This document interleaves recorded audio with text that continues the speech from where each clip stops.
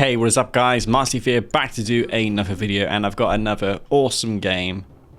And this time we are playing on Tournament Decision. This is the no poker variant. It's the only map variant of Tournament Decision that we really play nowadays, though I do have some love for Smash Decision because it has that blue field in the middle. It's a really nice remake of this map.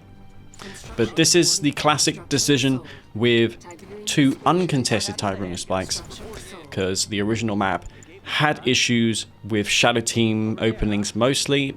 All you had to do as a knob player was open shadow teams, and they would always get to your opponent's tip spikes before they captured them, which was a problem that resulted in auto losses. The fix? Well, you can see what it was. It was just to build a ramp straight to the type rumor spike.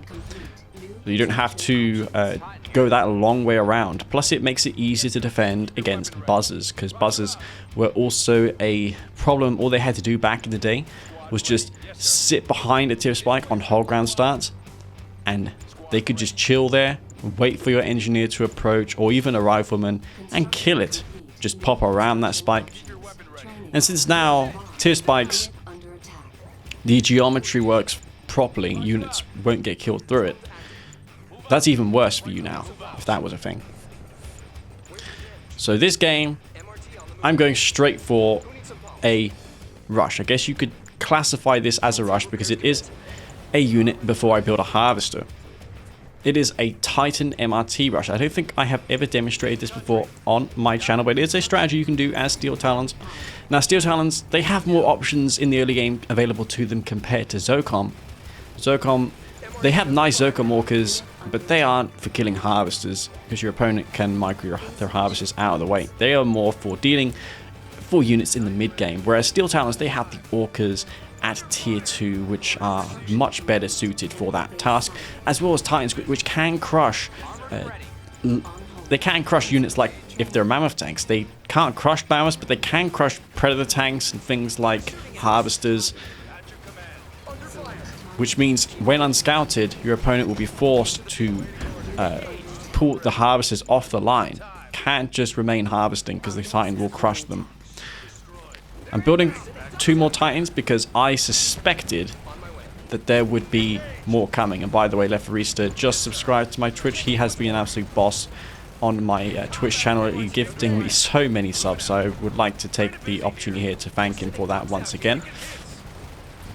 Yeah, this Titan around the war factory, absolutely destroying it, going for those Scorpion tanks, and I'm using his war factory as cover because Titans can shoot over buildings. That's enough Titans for me though. And this MRT is keeping alive. He's getting some repairs. MRT does not have a meter shoot, but it can repair units, and this Titan getting some multi-kills here. Still going, getting that repair. It has almost repaired to half health, and I'm going in for the crush. This MRT still repairing it. It's paying off massively. This tank, these tanks are in trouble. Also, the decal of the MRT when you try to place down mines is a GDI decal. I actually remade that. It's 4K and everything.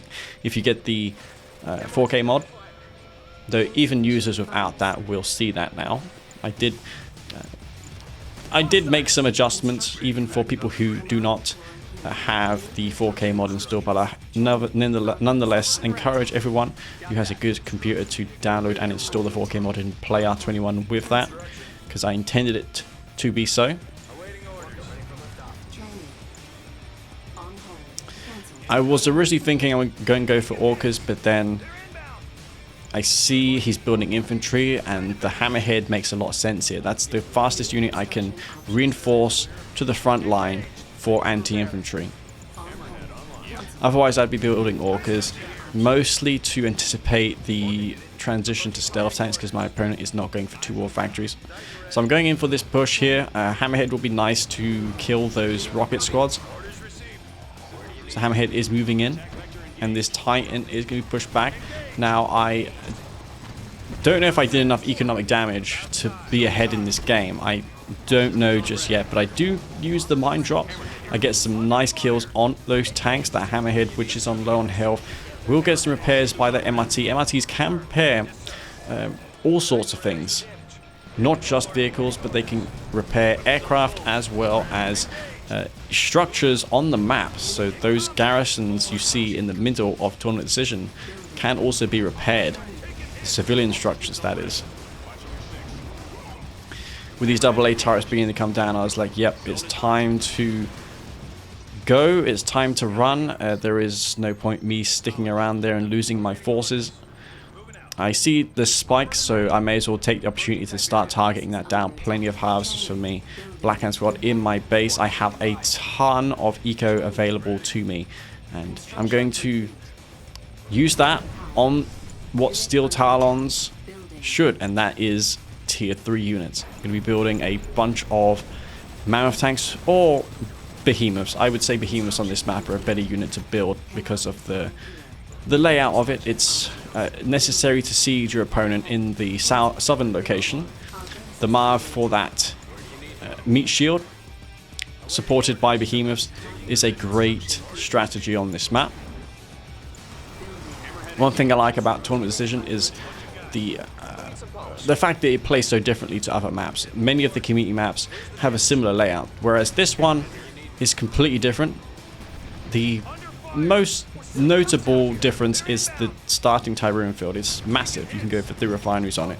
It would be nice to see another map such as this, which has a field with 3 for the potential for 3 refineries, because I think it does work in Kane's Wrath. This map has proven to be a successful map in Kane's Wrath, so perhaps a different layout with a similar Tiberium field concept would work well.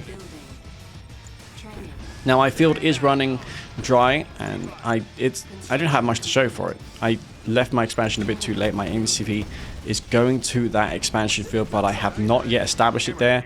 No expansion refineries will be coming down. I've taken a lot of Tiberium, but yeah, these harvesters are bringing in Tiberium, which I have not yet made any units to show for it. Steel Talons is an expensive faction. I'm researching railguns, even though I'm not purchasing any railgun equipped units. I did build just a singular mammoth tank, but that's not worth the upgrade. But it's only $3,000 as Steel Talons. Plane tank in my base starts off as veteran because it is a black hand one.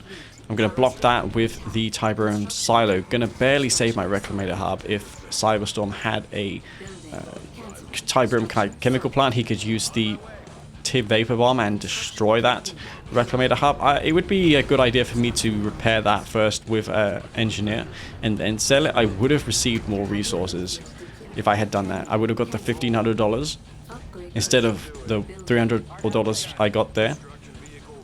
If I had extra patience, I could even queue an MRT from the War Factory, repair that building for free. Well, technically not, because you're getting the MRT as well, which you're paying for. But yeah, sometimes it's worth it to build engineers just to get more resources from the structure you're trying to sell. This is true for obelisks as well. If you've got an obelisk on 1% health, just NG repair it before selling. You'll get more resources. You get $1,000 for that. It's a small little tip, and not many people apply it though in their games. They probably are aware of it, but don't apply it. I'm gonna harvest this tib because I felt like I didn't have a lot of time to go in there and harvest that Tiberium.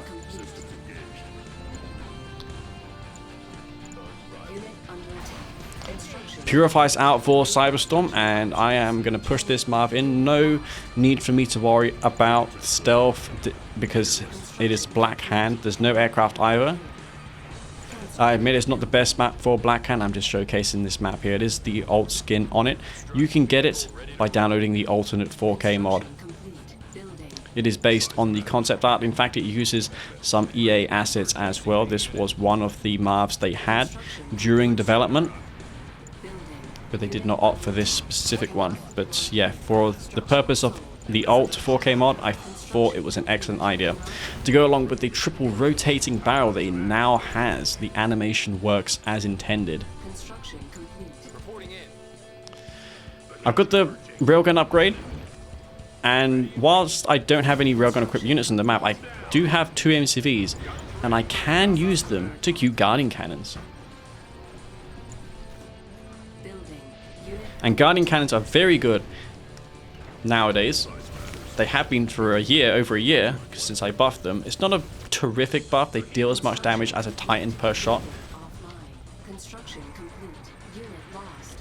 That's to say they don't one-shot kill bikes, but they have more DPS against targets like epic units and tier 3 units such as mammoths and avatars. Yeah, this Marv is pushing through, and unfortunately for me, I did get caught by the Rage Gen. Cyberstorm is experienced enough as a player to know that the Rage Generator will make units unresponsive, and it's also going to render my Shockwave Artillery useless, because that Redeemer just pushes through. And the Redeemer, we saw a texture switch on that Flamethrower of it, so he's going to be upgraded with Purifying Flame. And this is bad news for me, because I've only got 2 Behemoths, and they're getting targeted now by this Redeemer. Nothing but 2 Behemoths. One of them does fall, and it's just, I'm dead here. There's nothing I can do. There's almost a full health Redeemer in my base with that Blue Flame upgrade, which does increase damage of the Flamethrower by 33%. I've got nothing but these Guardian Cannons left. I used the RGA on one of them, which did deal some damage, but mostly to infantry. And Guardian Cannons, that's all I have left, man, and a couple Hammerheads. These Guardian Cannons doing what they can, and I'm going to place these other 2 away from the Flamethrower, try and space them out a little bit so they can survive a little longer. And it's going to make it so this Redeemer can't escape from this position, and with that, the Redeemer will be falling, so the couple Guardian Cannons I made were able to thwart the attack of the Redeemer, and that really shows just like Guardian Cannons are good, man. They are good. It doesn't matter you don't have Sonic Emitters, because you can build a viable tier 2 or tier 1 anti-vehicle defense, such like Skrin and Nod. The Nod laser turret actually gets laser capacitors. It's not visualized in any way, but they do get that upgrade.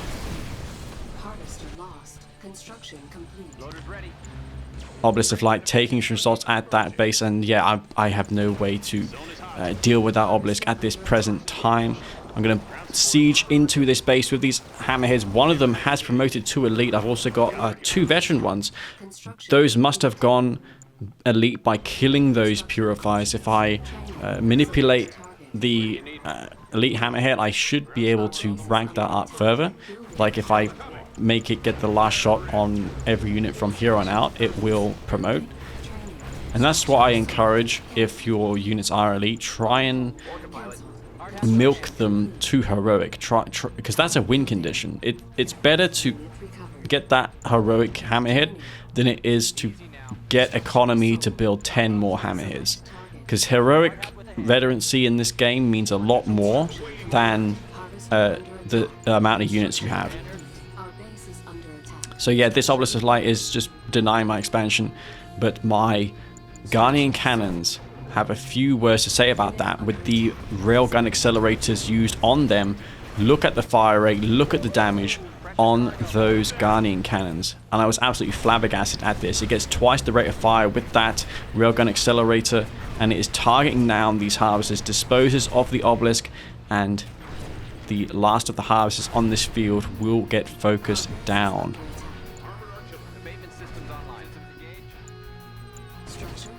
Tier 4 gets sold off, Redeemer there as well, and my Marv does come back out. So yeah, the Guardian Cannons really proving to be a structure that is viable. It's definitely something that players should build more of. You'd never see them. And I've got an additional 2, so if I get hit by a surprise flame tank, which is now a real danger because Purifying Flame is researched, I'll be able to also dispose of that promptly. Marv going to take out this base, Guardian Cannons as well, and this Elite Hammerhead is just going to go ahead and milk these units here. There's some mines on that cliff, so when the MCV moves over them, it will be taking mine damage as well. I scanned in front just to see if there's any anti-air units like a Mantis en route. That was not an accident. I needed to see if my Hammerhead was safe to get that last shot on it, and I did. And there you see a Heroic Hammerhead. I've got 1 Heroic Hammerhead here. Another Redeemer out with that Blue Flame once again moving into this base. But the Heroic Hammerhead is going to go in there. It's going to start DPSing down the Spectres, 4 Spectres and the Redeemer. I got a mark, but it has nothing inside of it. So yeah, this Heroic Hammerhead, there's just no double A. He needs a Mantis here. Quad turret Sams might not be enough. It is a decent uplift in damage output, but yeah, you really need a Mantis or 2 at this point against the Heroic Hammerhead. And I think even a Mantis can't one-shot kill a Heroic Hammerhead. Maybe with Tip Core. Well, probably with Tip Core because they're so powerful with that. They deal more damage to aircraft than even the Stealth Tank does when upgraded. Which makes sense because Stealth Tanks are also good against vehicles as well. It's by no means a slouch against aircraft. That Stealth Tank is very effective as well. And a second Elite Hammerhead. I couldn't believe what I was seeing.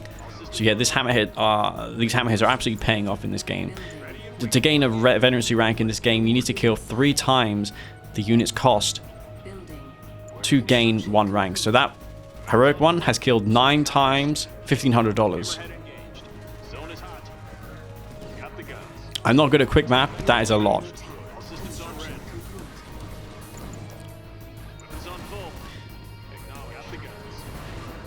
Hammerhead there needs to be careful. I don't have enough to penetrate into this base because there's double A everywhere.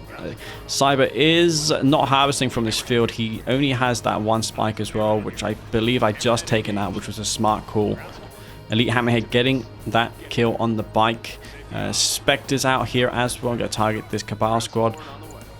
I'm trying to get that second Heroic Hammerhead. If I can get 2 Heroic Hammerheads, then I can just pretty much move into there. And I've never seen 2 Heroic Hammerheads in a singular game, so this would be a first for me if I'm able to acquire this second one. I've got the one there that's Heroic. I've put a Grenadier in there, which frankly is the best thing you can garrison in a Hammerhead. Maybe the Rock Missile Squad. Nowadays, you can target aircraft with Hammerheads with the missiles garrisoned within.